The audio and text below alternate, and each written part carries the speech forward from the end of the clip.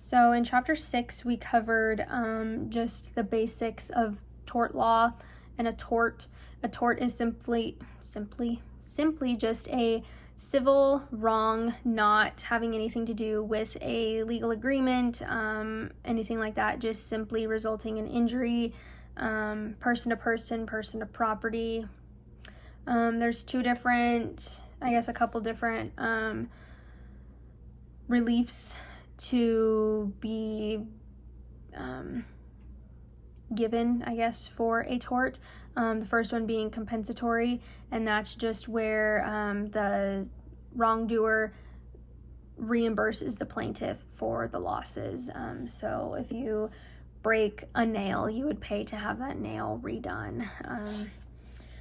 And then punitive, where the wrongdoer is punished. Super simple. And then describe and explain the following torts. So an intentional tort against people is just simply the tortfeasor must intend to commit the act. So if you reach your foot out and you trip somebody, you are intentionally doing that. You don't accidentally stick your foot out and trip somebody. I guess if you were to happen to kick your foot back, that would be, I guess, considered intentional, or unintentional, sorry. But if you stick your foot out in front of you, obviously purposely. And then intentional torts against property. I feel like a good one for this one would be like if you were to paint on the side of a rail car, like you are intentionally damaging. I guess it wouldn't necessarily be considered like damaging or injuring that property, but it could very well be like the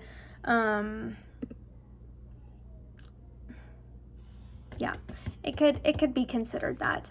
And then wrongful interference with a contractual relationship. So I guess a good example for this one would be, I guess to define it first, both defendants know about it, and one of the defendants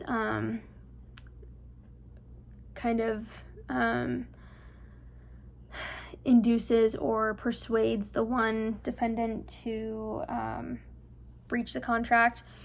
One thing I thought of was like when you work for, say, a gas station or something, you obviously know that you cannot sell alcohol to a minor.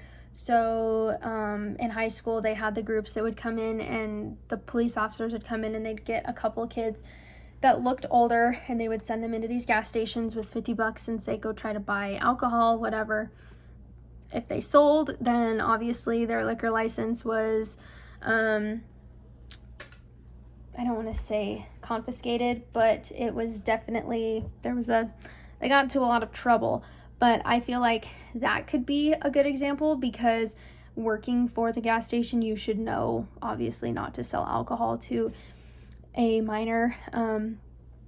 But then, not that the police, I guess, I don't know if it could be considered an example or not, because the police wouldn't be in a contract with the store. So I don't know. But then unintentional torts, negligence. So I guess a good example for this one, for me, I do craft shows, and say I'm at a craft show, somebody trips over my table leg, falls, breaks their arm, that could fall back on me because I was negligent in the fact that I did not have a warning sign out or something, or like not a warning sign, but I didn't have my table leg clearly marked, and I didn't have insurance, so that could definitely be seen as negligent. And then duty of care is just when a court is considering, they consider several different factors when determining when like a tort was had, I guess. So they look at like the nature of the act, how the act was performed, and the extent of the injury then they can make their decisions and decide if it was a breach in the duty of care. So yeah, that's about it.